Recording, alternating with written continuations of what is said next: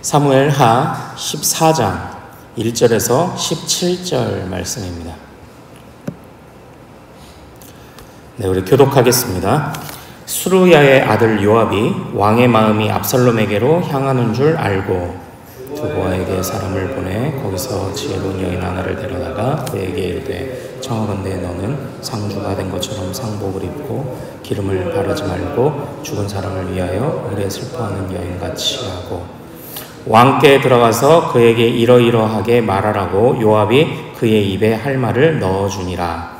두보아의 여인이 함께 앓을 때에 얼굴을 땅에 대고 엎드려 이르되 왕이여 도우소서 하니 왕이 그에게 이르되 무슨 일이냐 하니라. 대답하되 나는 진정으로 과부니이다. 남편은 죽고 여종에게 아들 둘이 있더니 그랬었으나 말리는 사람이 아무도 없으므로 한 아이가 다른 아이를 쳐 죽인지라.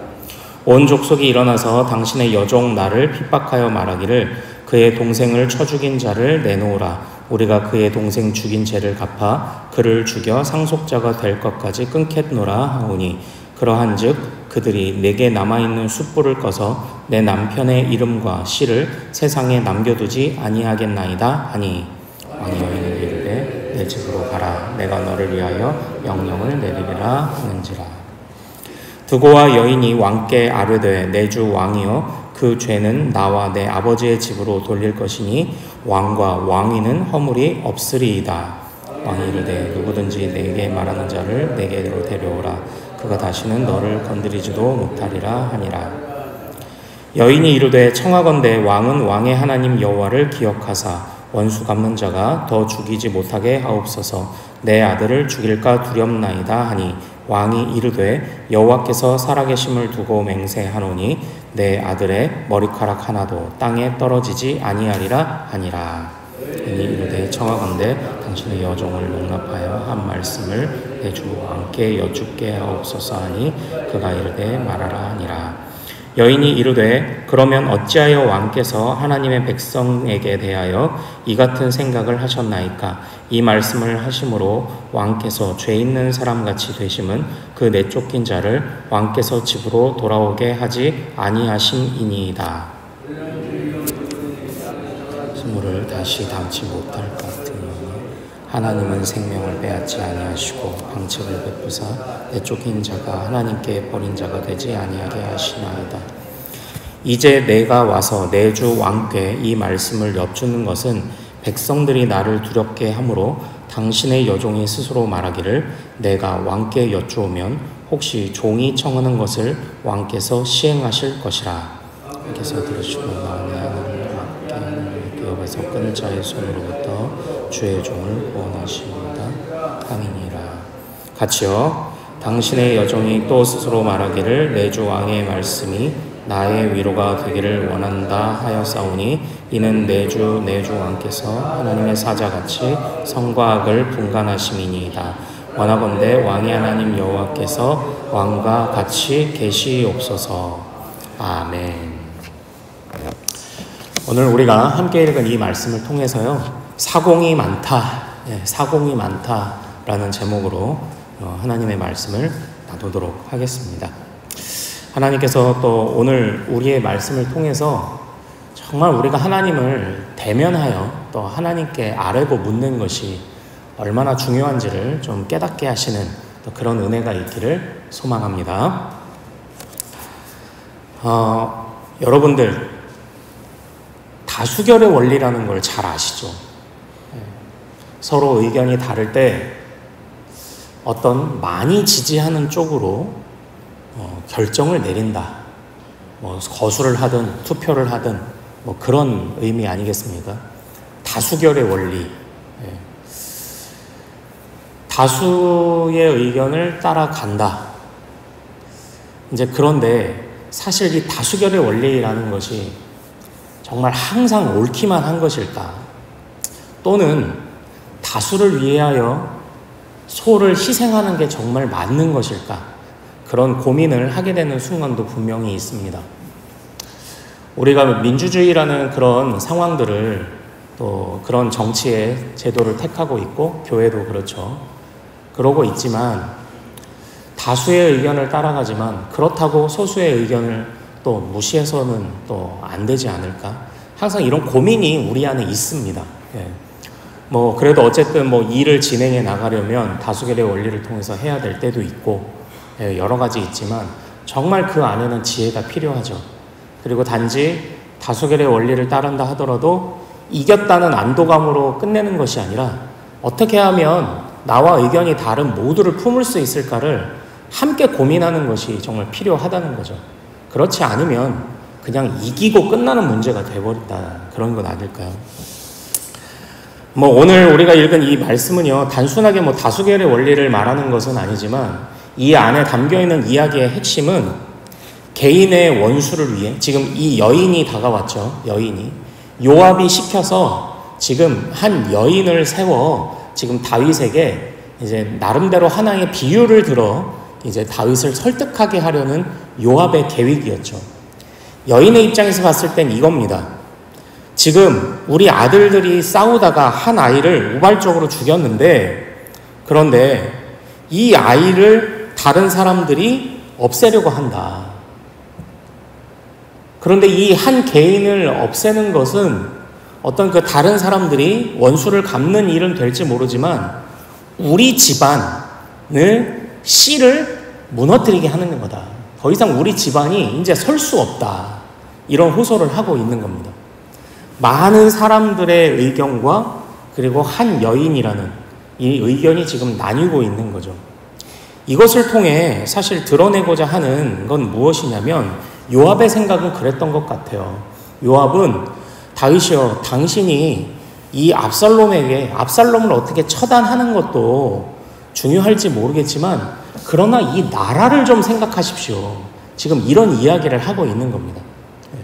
지금 압살롬은 다른 나라로 망명 중이잖아요. 그 나라는 자기 지금 외할아버지네 집, 그 이방의 집으로 지금 망명을 한 것입니다. 그때 다윗이 다른 이방 왕들의 딸들을 이렇게 자꾸 그 결혼을 해서 정략 결혼을 맺었었기 때문에 압살롬도 자기의 외할아버지네 집으로 지금 피신을 난 겁니다. 그러니까 다윗을 바라보면서 요압이 그런 생각을 했던 거예요. 지금 압살롬이 그래도 왕자들 중에서는 제일 낫지 않을까? 그리고 또 압살롬이 지금 망명되어 있는 상황에서 다윗이 지금 이 나라 안에 죽어버리기라도 하면, 혹시라도 죽기라도 한다면 혼란이 있지는 않을까? 지금 이런 생각을 한 겁니다. 그래서 나라를 걱정하느라 지금 다윗의 한 개인의 원수 갚는 일은 잠시 내려놓기를 바라는 것이 지금 요압의 뜻이었던 거예요. 어떻게 보면 뭐 대를 위해 소를 희생한다고 할까요? 그리고 나라의 백성이라는 어떤 다수를 위해 다윗 한 사람 개인의 의견은 좀 내려놓아 주기를 바라는 좀 그런 의견이 있는 겁니다. 그런데 그 현대의 어떤 그 민주주의의 원리를 따르면 그냥 그래 나라가 우선이지, 다수가 우선이지 라고 생각할 수도 있어요. 그러나 사랑하는 여러분, 우리 교회도 오늘날 다수결의 원리를 따르고 있기는 하지만 사실 우리가 가장 먼저 물어야 할 것은 다수의 원리만은 아니죠. 정말 이 이야기 안에서 다윗이 해야 했지만 하지 않고 있는 것 하나가 있습니다. 그게 뭔가요? 하나님께 묻고 있지 않다는 겁니다. 하나님께 묻고 있지 않아요. 우리가 어떤 일을 결정을 할 때에 이 요압과 같은 사람들이 옆에서 나타나는 경우가 굉장히 많습니다. 그리고 그럴싸한 얘기들로 막 이야기를 합니다. 지금 이 요압은 지금 어떤 행세를 하고 있는지 보십시오. 지금 나단 선지자의 행세를 하고 있습니다. 나단 선지자도 한 비유를 가지고 왔습니다. 어떤 가난한 자가 정말 자식처럼 기르는 한 양이 있는데 어떤 부자가 자기의 손님을 맞이하려고 이 양을 빼앗아 죽였습니다. 죽여서 요리를 해버렸습니다. 이때에 다윗이 흥분을 하게 되죠. 그리고 그때 나단이 그게 바로 당신입니다 라고 했을 때 죄를 뒤집어쓰고 회개하지 않습니까? 지금 이 요압이 하나님의 보내신 사자의 행세를 하고 있는 겁니다. 그리고 실제로 오늘도 이 여인의 말을 따르면 하나님이 당신을 지키실 겁니다. 하나님이 오히려 그 화를 우리로 돌리실 것이지 왕에게는 절대 해가 가지 않게 하실 것입니다 라는 표현들을 쓰면서 하나님이라는 이름을 거론해요. 그러나 이전에 나단 선지자와 오늘 이 요압과 요압이 보낸 여인의 차이점은 하나님이 보냈느냐 보내지 않았느냐의 차이가 있습니다. 이러한 상황 속에서 다윗은 어떻게 해야 될까요? 우리가 내일 살펴보겠지만 압살롬을 돌아오게 합니다. 그러나 다윗은 자신의 고민은 있었어요. 그러나 하나님께 물음은 없어요. 안타까운 사실. 요압도 고민했겠죠. 나라의 운명을 놓고 고민했을 것입니다. 그러나 사랑하는 여러분, 지금 이 나라의 존속의 여부가 누구에게 달려있는지를 기억하는 것이 중요합니다. 이스라엘 백성들은 장차 이런 실수를 굉장히 많이 합니다. 이런 실수를 엄청나게 많이 합니다. 그래서 그 나라가 온전히 서지 못합니다. 하나님의 나라는 하나님이 진정한 왕이 되셔야 세워지는 나라인데 인간 왕의 인간 왕을 바로 세우고자 하는 수많은 노력들이 다 물거품이 되어버립니다. 하나님이 다윗 왕조를 세우시겠다고 약속을 하셨으니 하나님께 기대야 하지만 이 사람들은 다윗 왕조를 세우는 데에만 혈안이 돼서 그것만을 위해 하나님께 묻지 않는 일들이 앞으로 계속 펼쳐집니다. 결국 이 나라는요, 다윗 왕조를 지키시는 하나님이 아닌 다윗 왕조 자체를 지키려고 했던 사람들의 무모함에 의해 이 나라는 멸망하게 되는 것이죠. 사랑하는 여러분, 우리가 고민하는 일들이 있습니다. 그리고 때때로 우리가 하나님이 참 다 다르게 응답하시죠. 어떤 분들은 명확하게 그냥 그 하나님이 꽉 짙은 계시로 탁 음성을 주셨다 하는 경우도 있고요. 어떤 분들은 이게 도대체 하나님의 응답을 어떻게 하시는 거야? 상황적으로 이끌어 가시는 거야. 예, 물론 하나님의 뜻은요, 상황적으로도 이끌어 가는 게 있습니다. 그리고 또 어느 날 말씀을 보는데 감동으로 팍 주시는 경우도 있습니다. 하나님이 응답하시는 경우도 있어요. 그러나 많은 사람들이 어떻게 응답을 주시든지 그 주신 응답을 가지고 또 한 번 기도하는 그런 진지함을 보기가 쉽지가 않습니다. 응답이라고 여겨지는 것들이 탁 다가오면 또 한 번 성급해져요. 진지하게 오랫동안 기도한 것은 너무 잘한 일이지만 어느 날 갑자기 말씀이 나에게 감동이 되었다 했을 때 그 말씀을 붙잡고 다시 끈기 있게 기도함이 있거나 또 어떤 상황이 이렇게 제대로 막 풀려갈 때에 정말 그 상황이 하나님의 허락하신 상황인지 다시 엎드려 묻고 기도함이 우리에게 있어야 한다라는 것이죠. 가룟 유다도 예수님을 팔고자 할 때에 은 30을 받고자 했던 것, 사람들을 불러 또 예수님이 가시고자 했던 겟세마네로 데려와 잡아가는 것, 모든 과정이 정말 부드럽게 다 이어졌습니다. 그러나 그것이 하나님이 기뻐하시는 일이었나요? 아니요, 그렇지 않아요. 그렇지 않습니다. 그리고 엘리야 선지자가 이스라엘을 향하여 정말 그 이스라엘의 죄를 낱낱이 고발하고 있을 때 거짓 선지자들이 나타나서 엘리야를 향하여 이렇게 얘기합니다. 이스라엘을 괴롭게 하는 자여, 그만해라. 누구의 말이 맞는 걸까요? 누구의 말이 맞는 걸까요? 하나님의 이름을 들먹인다고 해서 그게 다 하나님의 뜻이 아닙니다. 상황적으로 온전히 이끌어져 간다고 해서 그게 다 하나님의 뜻이라고 우리는 생각해서는 안 됩니다. 우리는 묻고 또 묻고 묻고 또 묻고 묻고 또 묻고 묻고 또 묻고 정말 하나님 앞에 원 없이 우리는 물어야 합니다. 하나님 앞에 우리는 정말 철저하게 엎드려야 한다라는 것이죠. 앞으로 이 다윗이 펼쳐지는 이 이야기에서는요, 정말 사공이 많습니다. 그래서 그 안에서 다윗이 자꾸 고심합니다. 정말 사공이 많아요. 그러다가 다윗이 자꾸 삐끗삐끗합니다. 본인 속에서 고민하는 것들 좋아요. 그런데요, 내 안에 해결책을 가지고 있지 않은데 내가 고민한다고 해서 답이 나올 리가 만무합니다. 또 우리는 그럴 때 사람들의 조언을 얻기를 원하죠. 네, 그 일들을 먼저 겪었던 사람들의 조언도 중요합니다. 그러나 조언은요, 조언으로 들으십시오. 결정은 여호와 앞에서 하는 것입니다. 끈기 있게 기도하면서요. 오늘 이 말씀을 보면서 참 어려웠어요. 도대체 성경이 뭘 말하려고 하는 걸까? 예. 이 본문에서 뭘 말하려고 하는 걸까? 그래, 요압과 여인이 다윗을 설득하러 왔구나. 그런데 참과 거짓, 옳고 바름을 분별하기도 참 쉽지 않고요. 이럴 때는 성경에 흘러가는 문맥을 보고 그 흐름 안에서 답을 얻는 게 좋겠더라고요. 제가 이제 어제랑도 계속 말씀드린 것처럼 이 문맥의 흐름이 무엇입니까? 다윗이 여호와께 묻지 않는다는 겁니다.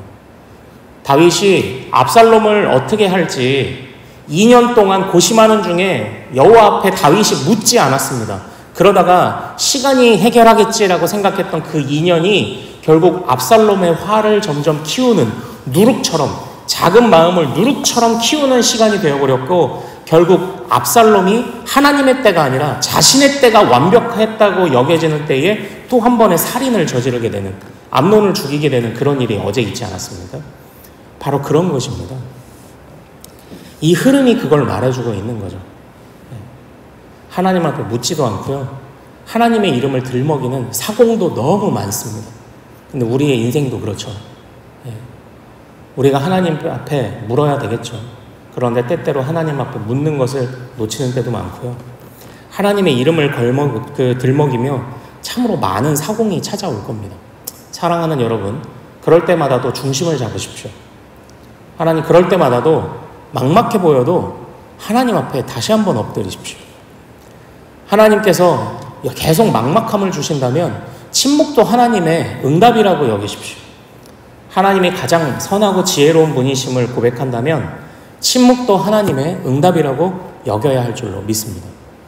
그래서 사공을 따라가기보다, 수많은 사공을 따라가 배가 산으로 가는 일을 만들지 마십시오. 오직 우리의 인생의 항해를 책임지실 주님께 우리 인생의 방향키를 맡기는 바로 우리 모든 큰숲의 성도들, 그리고 여러분과 제가 되기를 소망합니다. 고마우신 아버지 하나님, 우리 성도들의 마음, 그리고 저의 마음, 또 우리 교회, 우리 가정, 삶의 모든 형편 중에 주여 하나님의 이름을 들먹이는 수많은 사공들이 있을지라도 우리는 끊임없이 하나님 앞에서 엎드려 아뢰고 묻는 자들이 되도록 주여 도와주시옵소서. 하나님, 그렇게 끈기 있게 하나님 앞에 물을 때에, 또 분별하고자 할 때에 주님 지혜를 채워주시옵소서. 하나님, 침묵도 하나님의 응답임을 우리가 깨달아야 할 줄로 압니다. 가장 능하신 하나님이 주시는 그 침묵도, 말씀으로 감동을 주셨더라도 붙잡고 기도하고, 상황이 정말 부드럽게 흘러간다 할지라도 또 그것을 놓고 또 붙잡고 기도하고, 우리는 끝까지 하나님께 아뢰며 묻고 여쭙는 그런 주의 백성들 되도록 도와주시옵소서. 우리 주 예수 그리스도 이름으로 기도합니다. 아멘.